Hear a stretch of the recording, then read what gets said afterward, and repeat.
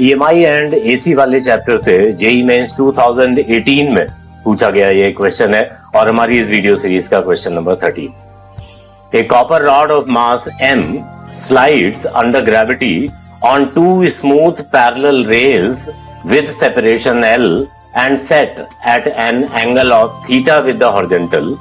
At the bottom, rails are joined by a resistance capital R.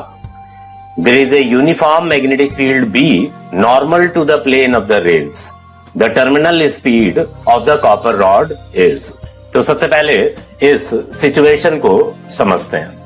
यहां पर basically दो जो है पैरेलल वायर्स हैं जिनको हमने एक रेजिस्टेंस R के थ्रू बॉटम पे कनेक्ट कर रखा है।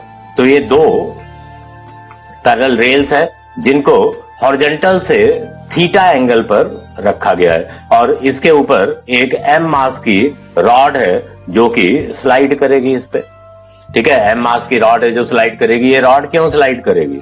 क्योंकि इसमें पैरेलल टू द प्लेन जो है mg sin थीटा एक्ट करेगा।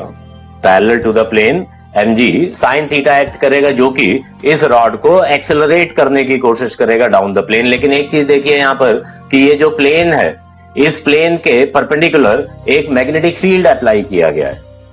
ठीक है, तो उस मैग्नेटिक फील्ड की वजह से मोशनल ईएमएफ जनरेट होगा। ठीक है, मोशनल ईएमएफ जब जनरेट होगा तो क्या होगा, इस रॉड में करंट चलेगी।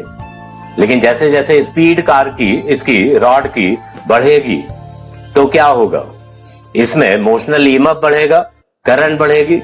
ठीक है, और इस पे लगने वाला जो मैग्नेटिक फोर्स है जो इसके मोशन को अपोज करेगा वो भी बढ़ेगा। तो मैग्नेटिक फोर्स की डायरेक्शन क्या होगी? ऑब्वियसली mg sin थीटा के अपोजिट होगी। इसमें L क्रॉस B देखें तो B जो है प्लेन के परपेंडिकुलर है और जो करंट है इस प्लेन पे चल रही है, तो मैग्नेटिक फोर्स जो लगेगा इसमें F that will be opposite to the mg sin theta. एक पॉइंट ऑफ टाइम पर क्या होगा कि जो F है और mg sin थीटा ये दोनों बराबर हो जाएंगे। जब ये दोनों बराबर हो जाएंगे तो रॉड की जो स्पीड है वो कांस्टेंट हो जाएगी। उसी स्पीड की बात कर रहा है ये terminal speed.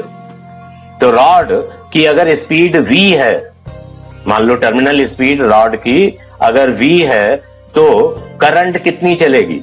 Motional EMF divided by resistance. तो मोशनल ईएमएफ क्या है? BVL डिवाइडेड बाय रेजिस्टेंस हमने कर दिया कैपिटल R। तो इतनी करंट चलेगी इस रॉड में। ठीक है, जिसकी वजह से एक मैग्नेटिक फोर्स डेवलप होगा parallel to the plane opposite to mg sin theta. ठीक है, और टर्मिनल स्पीड के लिए कंडीशन क्या है? mg sin थीटा की जो वैल्यू है वो बराबर हो जाएगी इस मैग्नेटिक फोर्स के कैपिटल F। और मैग्नेटिक फोर्स क्या है? ILB।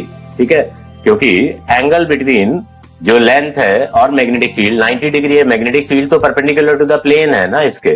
ठीक है, तो वो 90 डिग्री है तो ILB के बराबर मैग्नेटिक फोर्स डेवलप होगा। तो टर्मिनल स्पीड के टाइम पे mg sin थीटा और ILB दोनों बराबर हो जाएंगे। तो इसमें I जो करंट है उसकी वैल्यू सब्स्टिट्यूट करें अगर हम, तो करंट है हमारी BVL divided by R multiplied with the magnetic field B। तो mg sin थीटा जो होगा that will be equal to एक लेंथ और है इसमें IL, एक L और है बीच में। ठीक है, तो B square L square into V divided by R। क्या पूछा गया है? Terminal speed. तो R को हम यहां से क्रॉस मल्टीप्लाई कर देंगे तो टर्मिनल स्पीड की जो वैल्यू आ जाएगी यहां पर वो क्या होगी? mg sin theta divided by B square L square.